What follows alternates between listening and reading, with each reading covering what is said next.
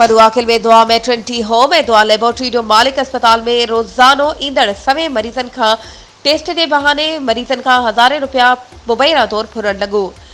Delivery case में संदसि घरवारी डॉक्टर मारवी नूर दाख़िला बेड ऑपरेशन के नाले ते फी औरत खां 40 खां 50,000 रुपया फुरण लगी।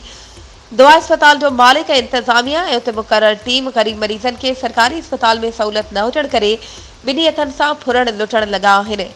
केतिराई डिलीवरी केस नाकाम थियण जा इंकिशाफ थिया आहिनि।